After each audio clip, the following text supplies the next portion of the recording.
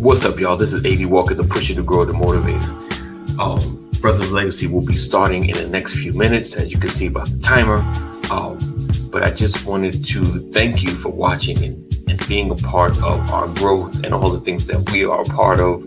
BOL is really making an impact in the community and the people around it. It's very encouraging to have the opportunity to meet people that have seen the program.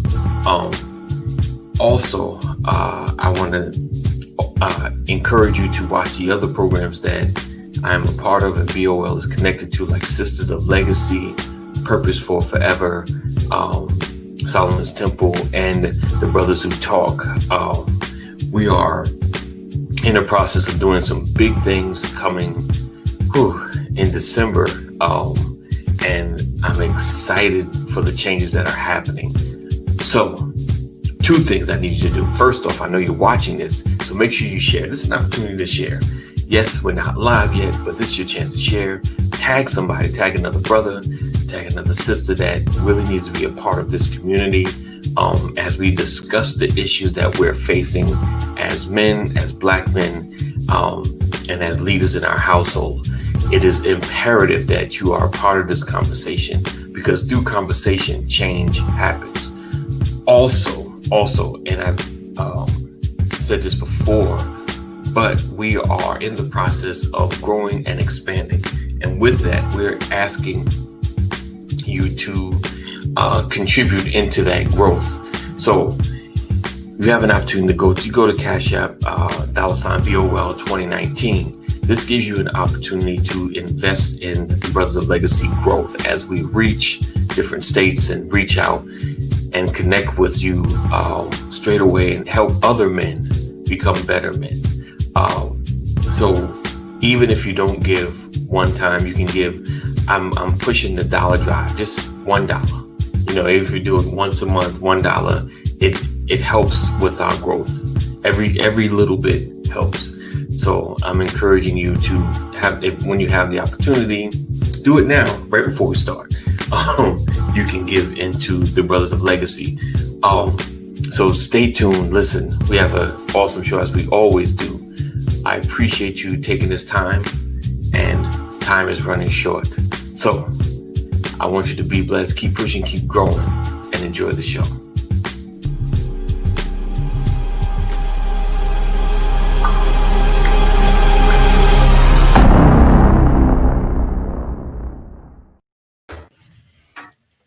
Hey, what up, y'all? Hey, y'all. What's going on? Oh, man. How's everybody doing? Hopefully all is well. Let's see. Yeah. Thank you. Let's see. Good morning, Deborah. Good morning, Mama Corey. Good morning. Yeah. Blessings. Good morning, Cheryl, Sports Car Lady. And good morning, Jensen.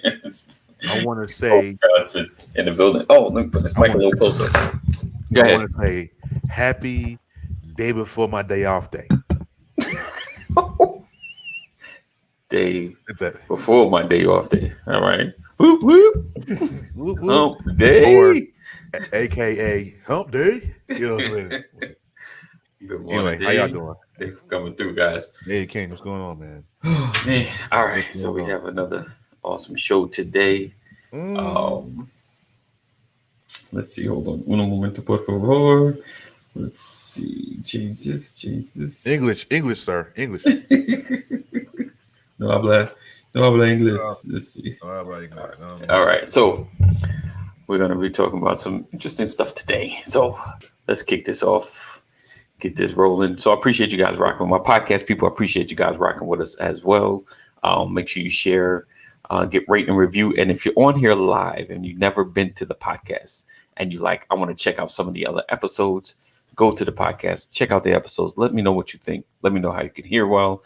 I go through them and I listen, but I want to make sure that everybody's at least enjoying them as much as they enjoy watching the show or the broadcast. So make sure you go to podcast, the same name, Brothers Who Talk, Brothers of Legacy. Sorry, yeah, that's the other podcast. Tomorrow.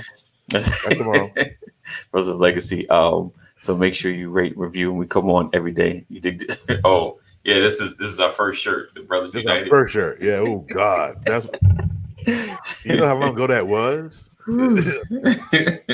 So make sure you do that. All right, so let's hit this, and we're gonna jump into it.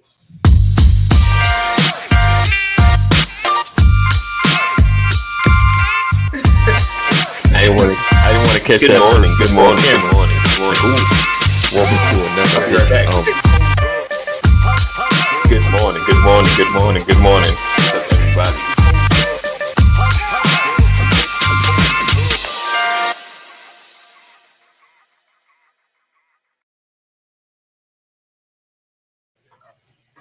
Oh, I'm shutting down.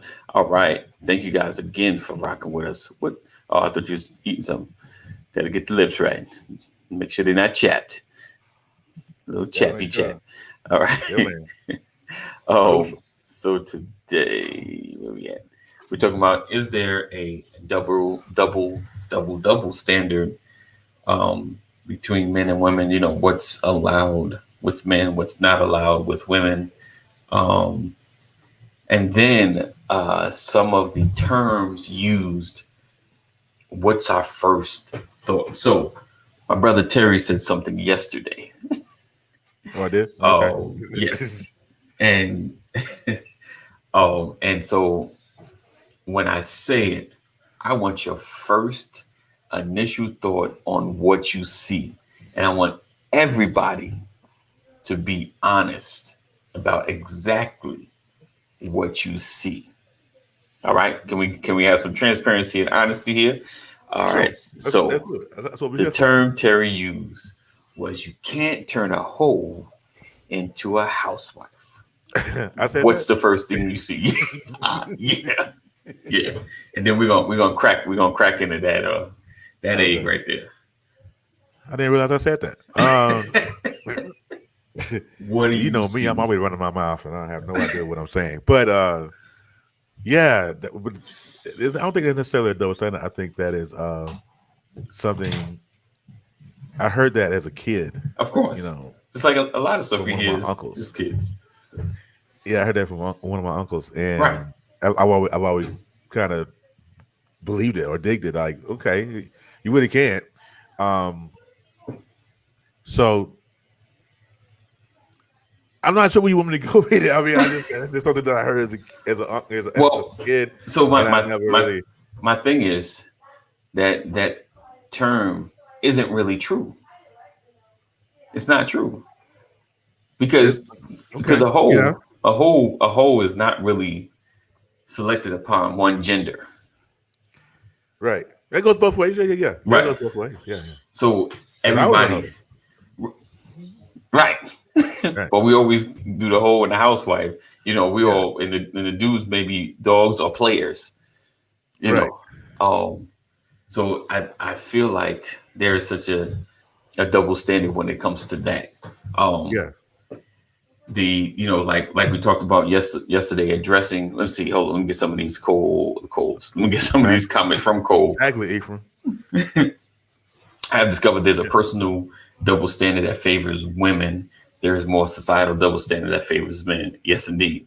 Right. Um, I see a split screen of a Luke dancer, a pimp loaded in rings and gold teeth. When I think of afraid, Think you of the can't phrase. You turn it. can't Is turn right, it yours. exactly. And Yeah. Ephraim says it was taught to me as a kid by the That's so deep. neighborhood Exactly. OG as a dating Exactly. principle, but Yeah. it's cool for them to be one.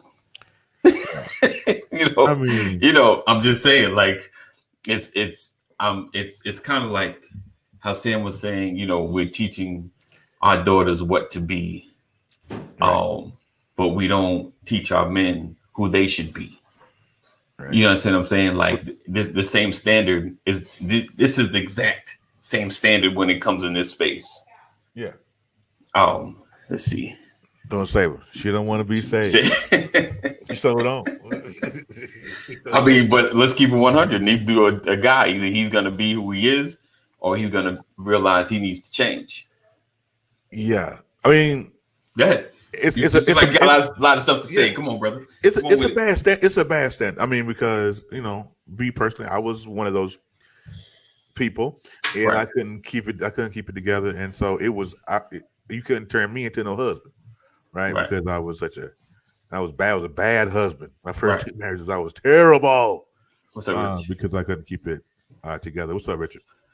But like Ishar, like Ephraim said, yeah, I was taught by the same. My uncle told me when I was a kid that you can't know to a housewife. But I've always wondered this though. Why is it that if a woman does more than one man at any given time, she's a slut or a hoe or whatever. But if a guy does it and smashes 5 or 6 It's a at badge of one honor. time, it's a badge of honor. It's a Right. notch on our belt. Now I never had agreed with that, but like Cole said, it's a societal thing. It's always and that's one of the things since I was a kid. Right. You know, I watched my uncles do it.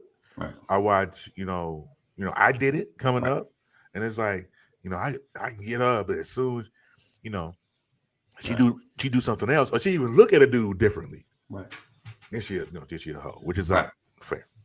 So what's called is exactly double standard more for women, but depends on how much he wants her. As far as turning a hoe into a housewife, that, yeah, yeah, because if we stopped for a minute and looked at the same and everything in totality, you know, it should be the same for her. It should be. I don't want. Right. Badge of dishonor. Yeah, the badge of dishonor, exactly, Rich. I mean, if we just took a minute and just stood, if we sat for a second and said, "But wait a minute, you did what? With who win? Oh no, I ain't do. Does anybody ever stop to think that if this double standard was to flip and how people will really react if it was Right. flipped? Because society, like if somebody said, it favors men in society now. Right. But what if it was flipped and it was Right. in their favorite women? Then what? Oh yeah, it'd be an uproar. We'd all be in an uproar. Just Yeah, like I don't know, about 3 years ago, I started hearing the term dad bod. A dad yeah. bod. I You got one of know, those.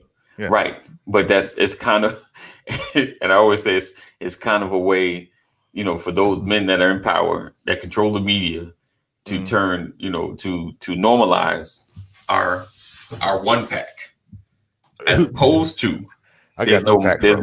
there's no glorification of the mom bod. Yeah, You know what I'm saying? Like they got to be a certain way. They got to be slim. They can't have stretch marks, and they can't look. They gotta. Based on what we see on magazine covers a lot, or even Instagram. yeah, But it's there's another double standard. You know what I'm saying? Like we okay. Just eat healthy, but you don't have to have the six pack. yeah. You Like gotta have that. right. It's that Dwayne says that's the problem. What we saw, what's being said, and what's Right. done are two It's separate things. everything. Perspective is everything. Yes, exactly, You gotta exactly. believe I it. think Yeah, I absolutely. think and even for black women, like when you think angry woman, who do you see? Yeah. When someone says, "Oh man, she's upset with an attitude," who do you see? Who do you see? Right, Yeah. right. But now everyone's getting labeled these Karens, you know, and Well, and when you hear, of course, that label exists, and that's a rightful I statement. mean, well, If you are but a a Karen, Karen stop is it. just, we have a definition, but a lot of time, and it's crazy. So I'm gonna tell you my own, was it cognitive bias, right? In the sense where when I watch, right, airbrushed or photoshopped, right, but we look at this as a standard. Richard said, "What airbrushed and Photoshop images ain't reality. Double standard is real. That Yeah. will never change. For men, we gain more confidence, money, and power as we get older, which becomes More attractive. more attractive." Attractive. Mm-hmm. Yeah, but that's a narrative we've pushed. Let's keep it Yeah. 100. That's a narrative Yeah. that we've pushed. That's a narrative that's sold. The term, you've heard diamonds is a girl's best friend. Yeah. That was that was propaganda to push the diamond industry. But Right. now it became a mantra, and Yeah. now women And it's not flock true to it. Right. because I like diamonds too. And if you put them in my watch, if I get one in my watch, I'm good. You know what I'm saying? If I get a break, I'm Can't good. agree. That's I mean, it's a narrative pushed. It's believed because it's a narrative pushed. We go back and forth on this all day because a lot of what we know, our cognitive biases, are shaped by what we see all the time. Mhm. Our cognitive biases of what are shaped by what we see all the time. It's what you see on TV. It's what you read. Go ahead It's and what you preach hear that, in bro. your ear. Yeah. Go ahead and preach that, bro. Go ahead, stay there.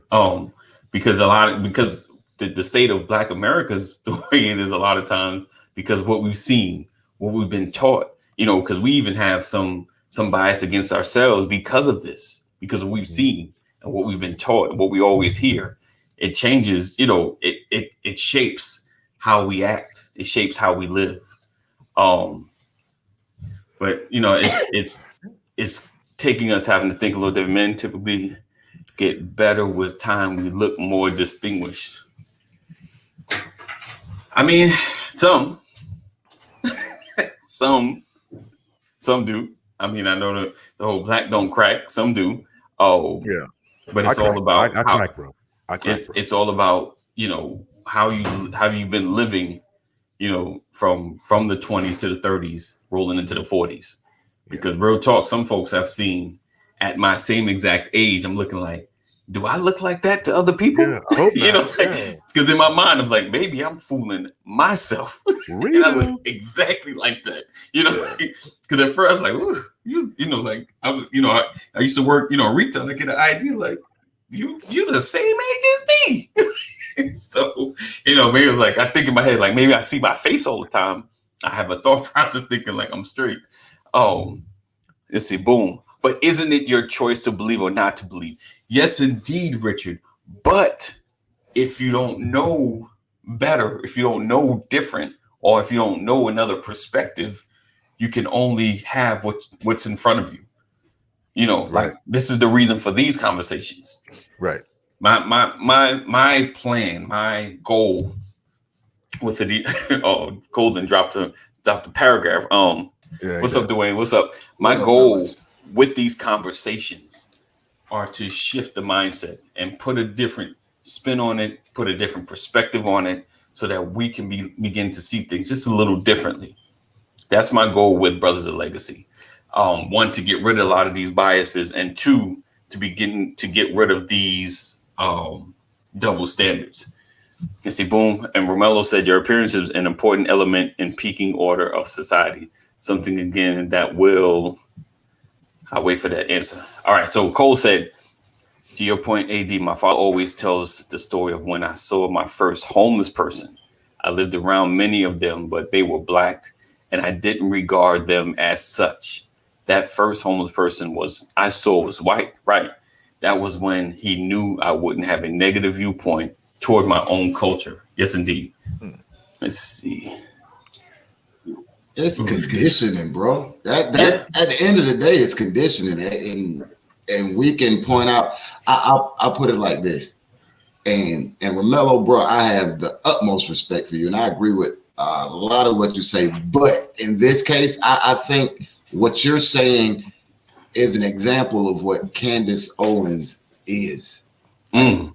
Candace Owens drops a lot of facts. Matter of fact, most of what Candace Owens says is indeed factual information. You can trace almost everything that Candace Owens says to something that can be found in a paper trail that is true, and it's not a lie, but it doesn't represent the truth either.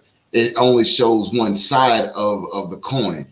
Right. And there's another side to that same coin that has equal truth to it. So when Candace Owens talks about the Democratic Party and what the party represents and what the party has been to Black America, right? She can find statements and she can go back to laws that show it to be true. Right. However, the other part of that story that they don't tell is the despair on the other side. The other thing that they don't say is the lack of love on the other side, or the truths that have affected Black people. For instance, the redlining. Why redlining? She talks about the truth, but she doesn't talk about the why. She doesn't talk about the things that are still in place, that are sometimes perpetrated by the party that she represents. Right. It's not the fact that every double standard doesn't have truth in it. It's that every double standard doesn't completely represent the truth. Look, a hoe is a hoe. I know y'all were talking about that earlier. If you're a man, you can be a hoe. If you're a woman, you can be a hoe. The problem is people have their own definition, and that's the definition that they run with. They don't look at the whole thing. Right. The definition of a hoe is somebody with multiple partners. Right. And if you talk to some people, the definition of a hoe is anybody sleeping around who's not married. Right. So it really depends on society having one definition. The reason why there are double standards is because people don't have one belief that's in common. If everybody had the same belief, then it would be one standard. But whether we readily admit that or not, we don't have the same beliefs. Me and AD can believe the same thing, but have different beliefs that brings us to that same result. Right. Therefore, he's going to look at things slightly different than I do. Right. All right. Cole said, thank you, Dwayne. Being sexually promiscuous extends itself to both genders. Bottom line. Yes, indeed. Yes, indeed. It's that viewpoint. You're right. Everyone sees things slightly different. There are some viewpoints that merge together, but when you dig into the weeds, they do kind of separate at one point. And you're right about Candace Owens, because I can't think. Someone talked about him yesterday. The genius, the older dude that talks history and stuff like that. She takes a lot from him. Meaning style, as far as taking, and I call it fact-based lies. You take a fact and you get us leaded in there and follow down this rabbit hole. Then you toss your opinion in there based on this is why this is this and this is that, and there's no real correlation. There's no research correlation to what you're saying. You're just saying because of this is this. That don't make it right. That makes the first part you're saying as a facts. And then the second part is your opinion. He said, Romello said, a fat woman with money is not attractive. Women find men with confidence attractive, regardless of looks. And you may be true. You may be telling the truth again, brother. But at the same time, what's always on TV though? Let's talk about what we always see. It's the programming. I know you don't want to believe it, but it's the program. And who controls 90% of what we see? And here's another real example of the same exact statement he just made. Right. That statement in Samoan and Pacific Islander culture, that's a falsehood altogether. Right. I mean, not every Hawaiian, not every Samoan, not every Tongan, but by and large, if you got a fat woman, shout out to all my big sisters out there. If you got a fat woman in their culture, then you are the man. You know why? Because that means to them that you can take care of a woman. The bigger your woman is, the higher status in their communities you are. Why do you think you see a lot of big ones? I'm telling you, I've heard this just from the horse's mouth, and several. Alaska has the largest Pacific Islander concentration in America outside of Oakland, and then it has the second highest concentration only to Hawaii in the United States. So I got a chance to speak to a lot of brothers that they're not younger generation that have been living in America for a while. Right. They like the same thing we like. They like the quote unquote the model type. Right. However, their mamas and daddies, their uncles and I've sat down. They was like, see, y'all boys, y'all need to go get you a big woman. Right. He was like, I'll respect you if you had a big woman. And I'm looking at him like, where they do that at? But it's their programming. It was the way that they were brought up. So that's what they hold true to. Right. And you got to ask that same question. That's why I said in the comment earlier, it's a narrative. Right. You got to get to the truth behind it. You got to ask yourself, why that narrative? Right. Black men are lazy. Why that narrative? Because is it true? You couldn't be a slave in America and be lazy. That's not even that don't even correlate. Right. That's oxymoronic. You can't do that. But see, with that being said, in America, that kind of starts everything. So who was the person that stands to gain the most? And this is just a fact. And hopefully we can tackle this fact the right way and not create misinformation or bias with it. But during the time that America was becoming the America that the world knows today, who stood the most to gain? The white male. Right. White women couldn't vote. White women didn't really have a voice. Right. That's why we would see white women team up with blacks. White women team up with other minorities because they were trying to get the same thing. Yep. So white men they teamed up together. Yep. They fought. So white men were creating narratives to help themselves. I always said this is the way the enemy fights us, right? The enemy fights us not by, if you're a Christian, the reality is you win. Right. Being a Christian puts you in a position to where you win. Right. So the enemy came up with a plan. You got to remember, he's been doing this for millennia. Well, how can I beat a Christian? Right. Not fight a Christian. Right. If I had to get in the ring with Mike Tyson, better yet, look at the 97 finals. Michael Jordan. Right. What happened in Utah? They food poisoned him. Why? Because it gave them an advantage. Right. Wow. So when we're living our lives, people who wish to destroy or to continue to gain, their purpose and their strategy is to not fight us. How do you not fight us? Have you fight an image of who you're supposed to be? If you're not who you're supposed to be and you can't grasp the image of who you're supposed to be, then I never have to worry about you as competition. So a lot of these narratives were created to keep you in a place where you can never grow beyond that. So when we talk about black women, or when we talk about women being hoes, but dudes can sleep with anybody they want, that's an image that was created to keep the woman doubting who she is. But what that does is it destroys the family unit. The same thing with lazy black men. If you're a black man, you're lazy. You're not going to work. And some people just they get to the point where, you know what? I ain't going to work. You call me lazy. I'm going to show you what lazy is. And the only person that's hurt are those people and the people that they support. That's society. There should be one standard. Right. There should be one standard. And the problem is we don't see it as one standard. Police don't see one standard. That's why a black person who does something that's trivial can be killed on the news. But that's why a black person that does something that's trivial can be killed on camera. But a white person wielding a gun in the same scenario will walk away. Right. It's the standard's not the same in people's head. It doesn't mean that there's a standard. It means that people's view of that standard isn't the same. Right. I had a thought. What was that?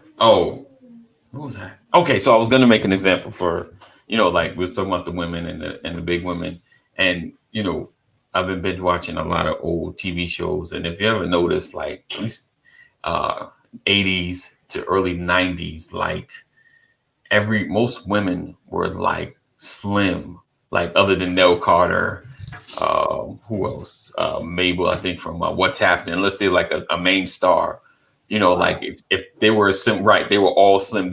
So you're gonna like tell me there was no curvy women back in the day? All of them were like. And I'm trying to think of old shows, and I'm trying to think of fat women from old shows. Yep.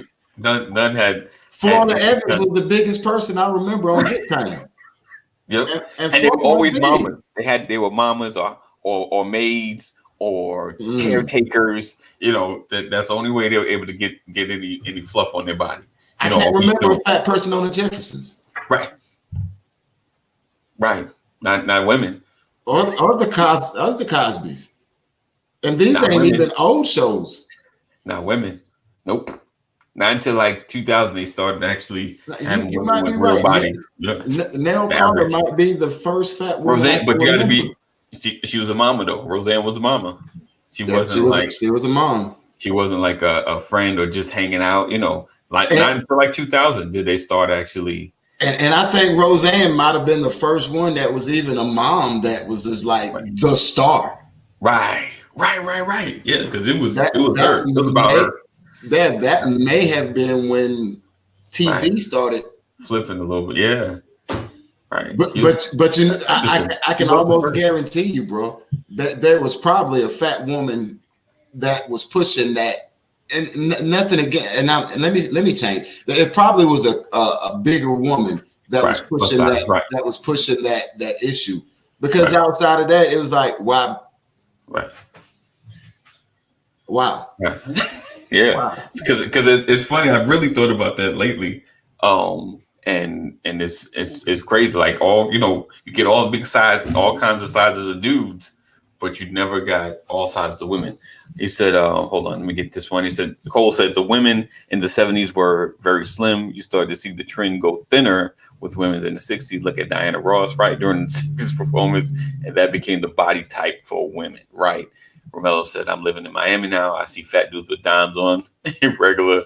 It's their confidence that attracts. It's the narrative. Dwayne, how did you become so wise for a young man? Oh, and I got a bunch of older brothers and sisters. We're gonna go back and forth on that all the time. I'm sorry, go ahead, Dwayne. No, I just said because I got a bunch of older brothers. And my mom's 80. My oldest brother's 63. So I was like, oops, here I am. Right. Bam. Broke dudes with major confidence pulled too. Facts, remember. See, that's what I was about to say. I'm glad you said it because I was like, I remember being broke. And still able to, right. You confident. But again, Romello, you got to look at today's society. What is being pushed? Success equals what? Because I remember at one point in time, it's great to have money and wealth, but to be comfortable and to be a hard worker, you was that dude. Look, I grew up in a small town. And in that small town, if you had a job and you had a vehicle and your family didn't have needs, right? Look, let me stop talking about other people. Let me talk about myself. My uncle Calvin. My uncle Calvin is my mom's oldest brother. My uncle Calvin was the first pimp. They're not really a pimp in the sense of selling chicks, but a pimp in the sense of getting chicks. He was the first pimp I saw. And I didn't even realize it at first. My Uncle Calvin, he had a 83 Ford truck, and he had 2 early 80s Monte Carlos back in the early 80s. And they were all clean with mag wheels. He didn't have a whole lot of money, but he did okay. But my uncle was sleeping with all of my mama friends and then some. Wow. My uncle would come to the house. My uncle was married. My uncle would come to the house. Wow. And when he would come to the house, I knew that we had to go outside and play. I didn't know why then. And then another car would pull up. My uncle be over there for about an hour and a half, and then my uncle, y'all take care and leave. Wow. At least 2-3 times a week with different cars pulling up. So that's what we saw. And that's what we aspired to.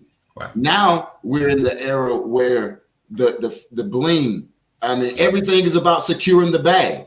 Right. Everything in society is about securing the bag. You got preachers who are more concerned about securing the bag than they are about people going to heaven. Right. And I'm not calling all of them true preachers. I'm just saying the title that they have. And that securing the bag permeates our society. So when you got a dude who ain't about nothing, but he got a Bentley, look, before I crashed the Porsche, I would get looks when I would. Now having a Porsche, it's not a huge deal in Atlanta, right? Because you see them often, all the time. But if you got a Mercedes or a BMW, that's even a smaller deal because everybody got those. Seeing a Bentley, seeing a Lambo, it's still not a huge deal in the poorest neighborhoods in Atlanta because it's not that foreign, right? And that's what the goal is. So when you live in this type of society, look, I'm telling you, when I drove Uber with the Porsche 2017. Wow. 2017, I drove Uber on New Year's Eve, and I was driving a Porsche. Wow. And I'm gonna tell you, this is the difference in conversation. Most of the time, it takes people about 5 minutes, and I'm a talker, so you already know I'm a talker. It takes people about 5 minutes to warm up and be like, "Oh wow, you're such a great person. I could talk to you for hours." Right. When I drove the Porsche, it was instant conversation from the jump. Instant. You're driving Uber and you got a Porsche. Right. All of a sudden, I was interesting from the rip. Right. It wasn't, they didn't have to see the content of my character. All they had to do was see the car that I was driving. Right. Now, the reality of it is, if you can buy a brand new GMC truck or Sierra or Chevy truck, you can own a Porsche that's a year old, or 2 years old. Right. But people don't see that. They see Porsche, they see status. Right. There's people that the guy that I used to work for when I first moved to Atlanta was the richest person I ever met personally. And one of his restaurants did $15 million in the airport, and he had 8 of them. Wow. And when you saw him, you would walk past him because he'd be the typical old dude you see in Walmart. Right. But this dude was loaded. Right. Loaded. I would see women at the airport who knew him and knew who he was, and they would try to get at Mr. Mack all the time. Wow. They would try to get at Mr. Mack all the time. "Oh, how you doing, sir? Can I do? You want me to hold the door?" Right. But before they knew who Mack was, he was just another old dude. Right.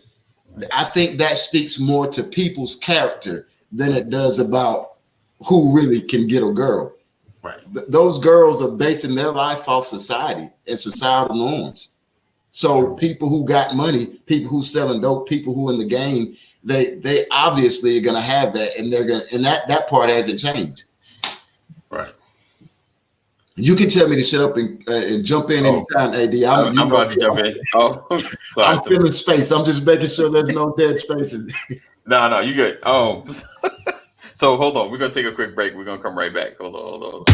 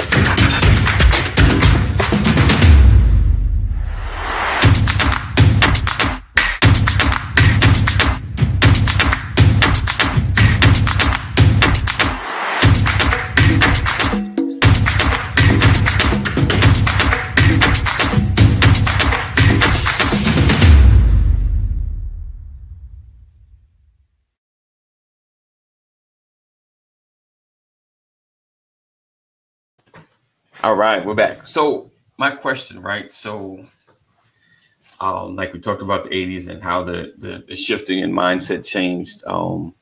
Women are attracted to a strong provider, even if they don't require the money. Just want to, yeah, that is true. Women, I noticed women attracted to men that are more available sometimes. There's a lot of different sets of standards, and men have their standards as well. Some men, with money want women more available. You can do your thing, but I just need you available. It's everybody has their standard, right, wrong, or indifferent. My question is, how do you begin to shift the double standard? How do you begin to allow in your mind, I guess, is how do you change your mindset when it comes to to women? What's that say? Oh man, let me see. Hold on. Put your solo. You said, "Well, Jesus, Helen, you can't go to the beach." Right. That is upset. Right. And look at him. Right. Oh, my bad. There you go. Wrong button. There we go. I think that truth can only be like everything else. It's people accepting truth. Right. And taking away their preconceived notions with the truth. Right. And that doesn't happen until there's dialogue. Right. That's why I don't know about you guys, but like when I was a kid, we didn't have this technology. Right. We didn't have computers in every house. Right. And just because you had a computer, you definitely didn't have no webcam. Have you ever been, I won't say, I'm gonna say this, but this isn't the way I mean it. This is just the way my mind processed it when I was a kid. When I was a kid, we would get wrong number phone calls all the time. And sometimes when you got that wrong number phone call, you like the voice on the other end of the phone. And you will start conversations with that voice on the other end of the phone. Look, I'm gonna tell you, one of the sweetest, nicest people I met in my life. I wasn't physically attracted to her when I met her. Matter of fact, crazy thing was her and my brother started dating, but she wasn't what I liked. Right. But on the phone, when I first talked to her, she didn't know it. She had family in my town, and she called the number that she thought was her family. She one number off. She dialed the wrong number. Right. And I was like, "Nah, you got the wrong number." She was getting on the phone. I was like, "Hold on. What's your name?" So, what's your name? I'm like 11, 12. So we start talking on the phone. We talked for about 30 minutes. She gave me her phone number, and we talked for about 4 or 5 weeks before we met each other. Gotcha. And deep down inside, I was kind of happy when I met her because she called for me one day and I wasn't there, and my brother picked up the phone. My brother 3 years older than me. Her and my brother started talking, and my brother. He was at the age where he could have a girlfriend for real. So they started talking, and I hated my brother for a little bit. I was like, "You took my girl. You took my girl." But the reality of it was, I fell for her personality because she had the best personality, one of the nicest, most genuine people you would ever meet. Right. But based on the way we live our lives, if I would have saw her in person, I would have never got to know that about her because all I saw was one part of her. Right. I didn't see the truth about her. I couldn't get to that truth without having the conversation. So there's a lot of us that can understand what the real standards are and change the way we look at things. Right. But we don't, because we have this vision in our head of what it's supposed to look like. And when it don't look like that vision in our head, we keep it moving. Right. Right. I mean, I know changing the attractiveness is difficult because you've gotten used to, what you like, what you like to see, and you've kind of programmed in that space. Absolutely. And like I said, like even TV kind of pushes a lot of that narrative. I think about, like them old shows. They're like, "Ooh, she look good." And I'm looking like she don't really have much. Like, like now, now they're allowed to be more curvy and look a little different, more shapes and sizes that you get to see on TV as opposed to just one. So it helps shape your perspective, and I think hopefully it seems like it's changing our view a little bit. And we talk about race as well, changing the narrative as far as, what Black men do. And it's funny, I always joke with Sam, you ever see an actor, they start off like in a police show, they start off as a perp. Then they grow to be like a dad on the show. Then they become like a lawyer. Like you see, I'm like, oh shoot, they got a promotion. Like they president of a company. So it's pretty cool to watch the shifting of our spaces. Where we're not the same. Rich's face said, "Married with children." Yeah, that was man.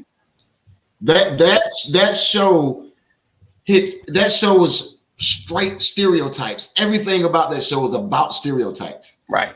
Wow. Everything. The dumb athlete who got a hot girl who ended up in a dead-end job. Yes. Peg, the super hot, and I ain't saying Peg is super hot, but that's what she was pegged at. Yeah, they're trying to push that. The super hot wife that's dumber than a box of rocks. Right. And then the kids, the perv little boy. Right. The hot, dumb chick. I mean, daughter, right. everything about that. I mean, then when what happened when the men got together? Right. Hooters. Right. That, Right. that whole show. That whole show. And I think it was on purpose. I think even though it was funny and we grew to love the show, that show was created to show America just how messed up we are in our thinking. Right. And some people looked at that show like, oh, this is great. Some people saw the satire value in the show. Right. It's the same thing with the Chappelle show. Oh, he froze up on me. So when he unfreezes, there you go. You're back. Okay. Said Dave Chappelle. Yeah, Dave Chappelle did the same thing. He just took that concept and went over the edge. Yeah. He went way past what makes you comfortable. Right. See, Archie Bunker was Dave Chappelle was what in the world? Right. Yeah. Right. Oh, he said we've always liked our curves in our community, right? True, Right. but like I said, if you remember, you around our age, a little older, you know, like the old shows were just all the same. Just every woman was was always, kind of slimish. Yeah, look at Foxy Brown. Right. Like, Now she was a star too. You're right. She was like one of the few that was actually. But even her curves was like Beyonce curves. She won't thick. Right. Yeah, she had curves, but she won't Monique thick. Mm-hmm. True indeed. So it's a thought. All right, guys, we're not gonna hold you much longer. We appreciate you guys rocking with us and hanging with us this morning. I'm about to say this evening. My time is like running together. So make sure you check us out tomorrow, same time, same channel. We got some great things going on. I appreciate you. Hopefully you'll enjoy this conversation. A lot of my people didn't comment. I mean, Romello, I appreciate you. Richard, disappeared on me. You fell into the background. Cole, appreciate you guys hanging and rocking. So we definitely we may stay in this space tomorrow, but there's some things I think breaking with the election that I might want to talk about. I definitely want to talk about, actually. Hey, Romello, be easy down in Miami, bro. All right, appreciate you, Cheryl. Great discussion. Appreciate you. Dahmer and Greg. Why that name sound familiar? Look, Dahmer and Greg. The messed up thing about Dahmer and Greg is I can't ever watch. I watch Dahmer and Greg late. I watch Criminal Minds first, and the lead agent Hotchner. Okay. He's Greg from Dahmer and Greg. Okay. And it was supposed to be a comedy. Right. So after watching him as the lead BAU investigator, it's hard to watch. It's like us kind of watching Fresh Prince growing up, and then taking Will Smith serious. Right. As opposed to the people who watch Will Smith now, the younger generation, and then look back at Fresh Prince. Watch him as a rapper. You like that rapper? He was corny. Or even on the flip, watching Ice Cube. Right. Seeing him now, I was like, no, let me show you. And then watching F the Police. Right. Like, or Straight Outta Compton. That's Ice Cube. Like, yeah. Right. That's before Are We There Yet? Right. He was a little angry then. Yeah. But that's funny. That's funny. All right, guys. So we'll check you out tomorrow. Appreciate you. We're still praying for Pastor McCory and his family, and their loss or our loss. And just continue to pray. And we love Pastor. We look forward to him being back, but he's taking some time off, with his fam and stuff. It's all about the process. All right. So always know that the Brother of Legacy loves you, but God loves you more. We look forward to seeing you tomorrow. As always, as I like to say, stay safe, stay safe. Wear the mask, keep the 6 feet. Let's get past this thing. All right, guys. Take care.